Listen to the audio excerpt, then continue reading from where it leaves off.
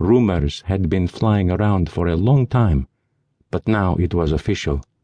This news, of course, was a terrible surprise and very unpleasant for everyone in the Legion. I didn't want this.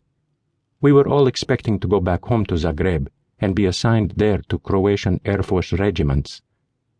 Furthermore, if I had to be sent overseas, I was at least hoping on the French or English fronts instead.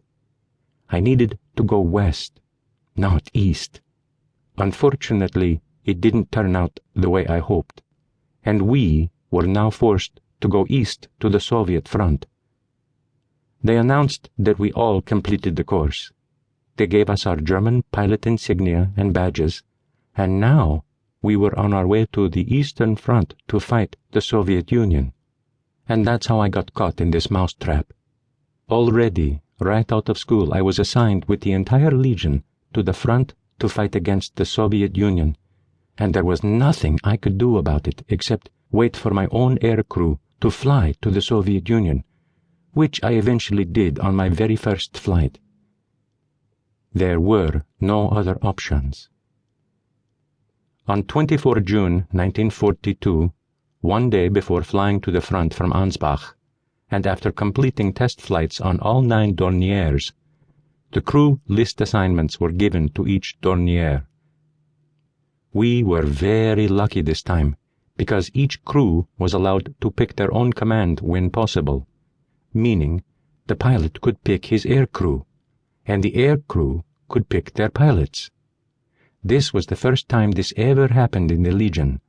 So very quickly, my crew list said our crew consisted of Commander, Senior Oberfeldwebel, Oleg Okshevsky, pilot, my brother, Lev, the flight engineer, mechanic, gunner, the young 20-year-old observer navigator, Junior Feldwebel, or Unteroffizier, Porosha Milevoy. Porosha had just recently completed the navigator course, within 3 or 4 months at Greifswald, and practically had no flying experience, so no one wanted him on their crew. But I was happy to take him, because he was like-minded with me, wanting to do the same thing as I wanted to do. He had the same political views and was ready to fly to the west.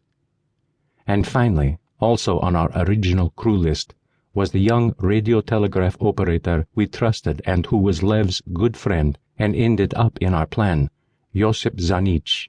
He was the best radio operator in the Legion. Anyway, it all turned out perfect, and we were lucky that the 4 of us were put together as planned. However, we plan our lives, God decides it.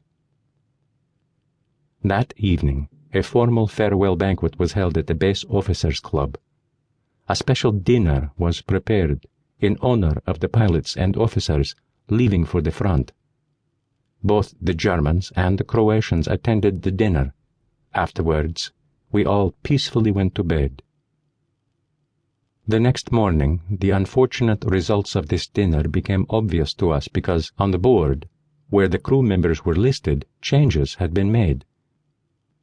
Indeed, our plans were now really ruined.